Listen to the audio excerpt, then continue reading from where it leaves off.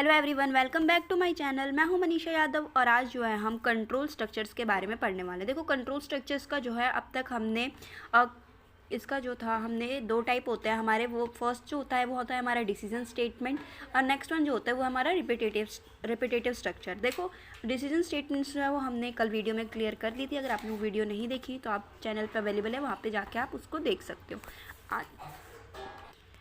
आज का जो टॉपिक है वो है हमारा रिपीटेटिव स्ट्रक्चर्स यानी कि loops.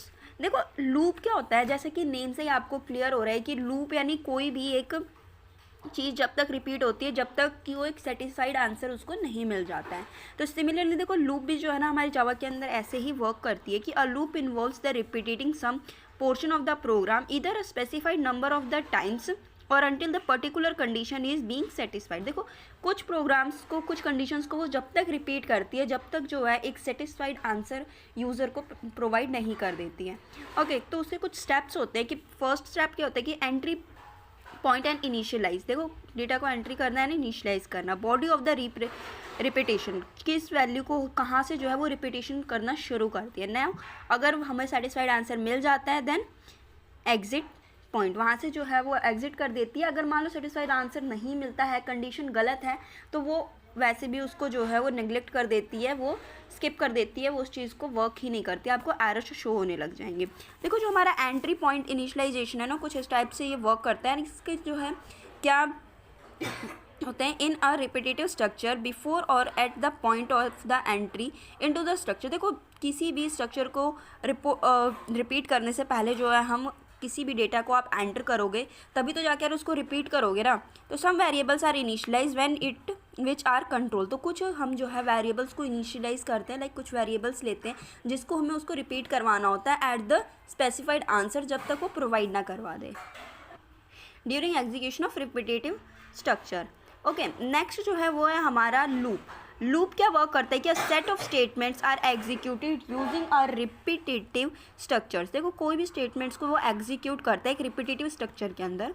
These statements are executed many times while these statements appear once in program. देखो, ये जब तक उस चीज़ को रिपीट करता है जब तक जो है हमारा जो प्रोग्राम होता है ना वो वापस से रिपीट होना शुरू नहीं हो जाता।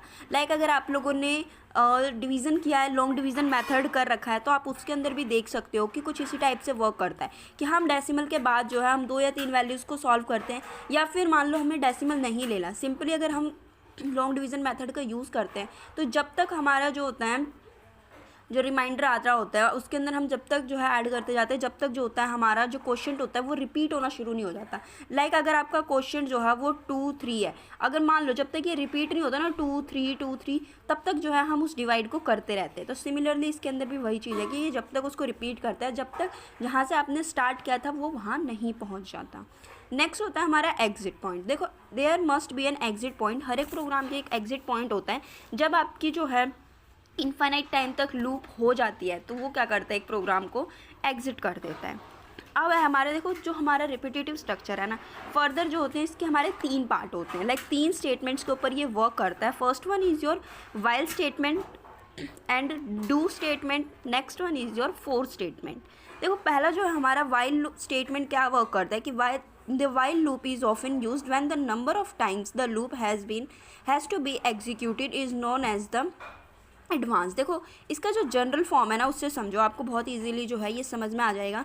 वाइल आपको यहाँ पे कंडीशन दे दी है, कंडीशन लाइक आई जो है वो लेस देन 10 है, देन यहाँ पे जो आपको स्टेटमेंट है कि जो हमारा होगा ये ट्रू होगा या फॉल्स होगा, ठीक है। देन आपको जो है अपना प्रोग्राम वो एग्जीक्यूट करवाना है।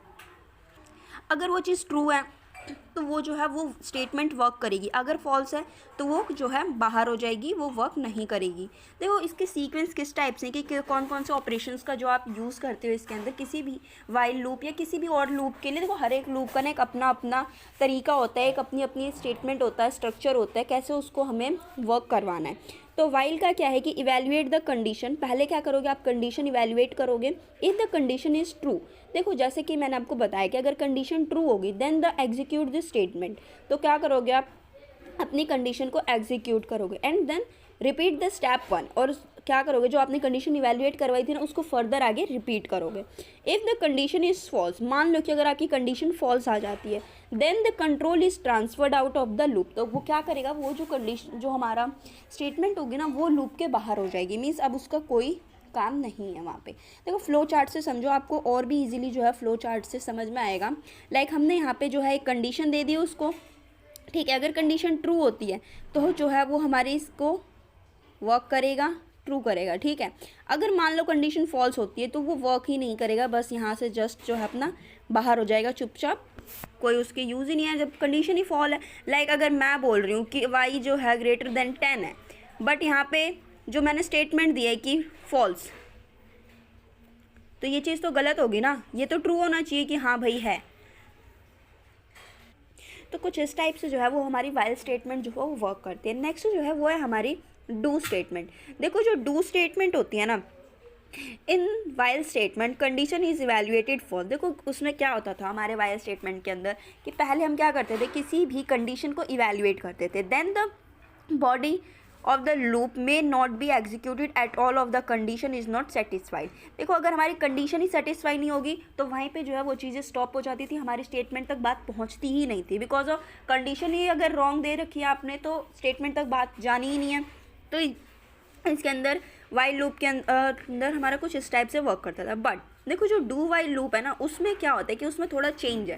पहले क्या करते हैं वो लोग जो है, पहले हमें कंडीशन को नहीं कराना होता, पहले उसके अंदर होती है हमारी डू लूप। पहले क्या करते हैं हम स्टेटमेंट को जो है वो एग्जीक्यूट कराते हैं, देन द कंडीशन की, तब जाके जो है हमारी कंडीशन की बारी आती है। ओके, तो इसका जो जनरल फॉर्म है देखो कुछ इस टाइप से कि पहले आप do, then statement, then condition. तो डू लूप में देखो किसी भी कंडीशन पे वर्क करने के लिए, किसी भी कंडीशन को एग्जीक्यूट करवाने के लिए एटलीस्ट वन टाइम जो है आपको स्टेटमेंट को एग्जीक्यूट कराना पड़ेगा। अगर आप स्टेटमेंट एग्जीक्यूट नहीं करवाते हो तो ज़रूरत नहीं है, फिर जो है कंडीशन आपकी वर्क नहीं करेगी। बिकॉज अगर आपको डायरेक्ट कंडीशन वर्क करनी है तो आपको वाइल लूप का यूज़ करना पड़ेगा। बट अगर आप डू वाइल लूप यूज़ कर रहे हो ना, डू लूप यूज़ कर रहे हो, तो इसके अंदर क्या है कि सिंपली आपको ना, तो देखो वो कंडीशंस जो है ना कुछ इस टाइप से हमारी डू लूप के अंदर वर्क करती हैं। The statement is executed first. देखो जो चीज़ मैंने आपको बताया ना कि पहले जो आप स्टेटमेंट को एग्जीक्यूट करवाओगे, then the condition will be tested, then जो कंडीशन है उसको टेस्ट करोगे। The condition is true, the statement is executed again. अगर हमारी जो है कंडीशन ट्रू आती है तो आप क्या करोगे कि अपने स्टेटमेंट को जो है वो अगेन एग्जीक्यूट कराओगे। This process repeat the execution of the statement continues until the condition finally become false। ये जब तक उन चीज़ों को जो है वर्क करेगा, जब तक जो है हमारे स्टेटमेंट्स को जो है कॉन्टीन्यूस रिपीट करता रहेगा, जब तक जो है हमारी जो कंडीशन है वो फॉल्स नहीं आ जाती है। ये इसका फ्लो चार्ट है। देखो फ्लो चार्ट से आप इस चीज़ को क्लियर करो कि पहले जो आप स्टेटमेंट एग्जीक्यूट कराओगे, देन स्टेटमेंट अगर आपकी जो होती है ट्रू है, देन जो है आप कंडीशन दोगे और कंडीशन को तब तक रिपीट कराना है जब तक जो है वो फॉल्स नहीं आ जाती है। अब बारी है हमारे फोर लूप की। देखो फोर लूप जो है ना वो डू और वाइल लूप दोनों से ही काफ़ी एडवांस है और बहुत ज़्यादा मतलब काफ़ी ज़्यादा ऐसा होता है कि हम वाइल और डू लूप को छोड़ के फोर लूप का यूज़ करते हैं। बिकॉज क्योंकि इसके अंदर जो होती है ना हमारी कंडीशन, इनिशियलाइजेशन और इंक्रीमेंट जो है एक सिंगल लाइन के अंदर वर्क करते हैं। लाइक हमने एक कंडीशन दे दी और उसी के अंदर सारी चीज़ें हम एक सीक्वेंशियल में यूज़ कर लेते हैं। तो there are the situation where you want to have a statement, a group of statement to be executed number of times. कई बार क्या होता है कि हमारे पास एक ही मतलब बहुत सारे स्टेटमेंट्स होती हैं, बहुत सारी कंडीशंस होती हैं, तो उन चीज़ों को क्या है हमें एक बार में ही रिपीट करवाना होता है। तो उसके लिए क्या है हम सिंपली क्या है फोर लूप का यूज़ करते हैं और एक ये one of the best way है किसी भी रिपीटेटिव लूप को करने के लिए। देखो इसका आप जनरल फॉर्म देखो, आपको जनरल फॉर्म से ही जो है ना वो आपको समझ में आ जाएगा कि फोर लूप लगाया हमने, देन इनिशियलाइजेशन कंडीशन लगा दी। लाइक आपको जो है क्या इनिशियलाइज़ करना, like i is equals to 1 जो है आप इनिशियलाइज़ करोगे, देन कंडीशन क्या है कि लेस देन 10 हो गया और इंक्रीमेंट में हमने i प्लस प्लस कर दिया। ठीक है, तो क्या है कितने नंबर ऑफ टाइम्स आपको जो है वो इंक्रीज़ करवाना है, देन कंडीशन क्या है और क्या आप क्या इनिशियलाइजेशन कर रहे हो आप प्रोग्राम के अंदर। तो वो सारी चीज़ें क्या आप एक ही लाइन के अंदर आप सीक्वेंस में लिख सकते हो। नेक्स्ट जो होगी वो हमारी होगी स्टेटमेंट, एंड देन फर्दर जो है आप इसको कर्ली ब्रैकेट से क्लोज कर दोगे और अपना प्रोग्राम जो है वो रन करवा सकते हो। इसका एग्जाम्पल देखो, हमने इनिशियलाइज़ करवाया i1 एंड जो है कंडीशन क्या दे दी कि वो लेस देन जो होगी वो 0 होगी, then the I plus plus और इंक्रीमेंट भी होगा उसके अंदर, देन हमारी स्टेटमेंट आ गई और उसको स्टॉप कर देंगे वहाँ पे। अब देखो जो फोर लूप का जो होता है ना, हमारा कुछ अलग प्रोसीजर होता है, हमारा वाइल लूप और डू लूप से अलग होता है, ठीक है। देखो इनिशियलाइज क्या कर रहा है, initialize the control variable is done first. देखो किसी भी प्रोग्राम को रन कराने के लिए आपको कोई ना कोई वैल्यू इनिशियल करनी पड़ेगी, कोई ना कोई वैल्यू जो है वो लेनी पड़ेगी। तो फर्स्ट क्या करोगे आप इसके अंदर कि किसी भी वैल्यू को असाइन करोगे, किसी भी वैल्यू मतलब ऐसे नहीं कि कुछ भी असाइन कर लिया, आपको इंटीजर वैल्यू असाइन करनी है इसके अंदर। इवैल्यूएट द कंडीशन नेक्स्ट क्या करोगे आप, हमारी कंडीशन को इवैल्यूएट करोगे। If the condition is true, अगर मान लो कि हमारी कंडीशन ट्रू होती है तो the body of the loop statement is executed, तो हमारी बॉडी ऑफ द स्टेटमेंट क्या होगी, वो एग्जीक्यूट करेगी। Otherwise the loop is terminated, वरना जो लूप होगा वहीं से टर्मिनेट कर दिया जाएगा, यानी वहीं से जो उसको स्टॉप कर दिया जाएगा, आगे वर्क वो नहीं करेगा। Now the control variable is incremented using an assigning statement such as I is equals to I plus one and repeat the step 2। देखो अगर आप इंक्रीमेंट कर रहे हो तो आप सिंपली क्या करोगे, 1 + 1 is equals to 2, then 2 + 1 is equals to 3। कुछ इस टाइप से ही जो है आप एन टर्म तक जो है इसके अंदर आप रिपीटिशंस कर सकते हो, एंड आप स्टॉपेज भी लगा सकते हो, लाइक आपको 10 टाइम्स तक रिपीट करना है या 14 टाइम्स तक रिपीट करना है। नेक्स्ट जो है यह हमारा फ्लो चार्ट है फोर लूप के लिए। फर्स्ट क्या करोगे आप इसके अंदर इनिशियल करोगे, यहाँ पे like i is equals to 1 मैंने इनिशियल कर दिया इसके अंदर। Then the condition i less than 10, अगर ये कंडीशन ट्रू है तो आगे जो है फर्दर बॉडी ऑफ लूप जो है वो वर्क करेगा। अदरवाइज अगर कंडीशन हमारी फॉल्स होती है तो ये क्या कर देगा, इसको टर्मिनेट कर देगा, यहीं पे जो हमारा प्रोग्राम स्टॉप हो जाएगा, ठीक है। देन इंक्रीमेंट की बात आती है, अगर कंडीशन ट्रू होती है तो हम उसके अंदर जो है इंक्रीमेंट करेंगे, अदरवाइज नहीं करेंगे, वो यहीं कंडीशन के यहाँ पे जो है ना वो स्टॉप हो जाएगी, वो वहीं पे जो है वो वर्क नहीं करेगी।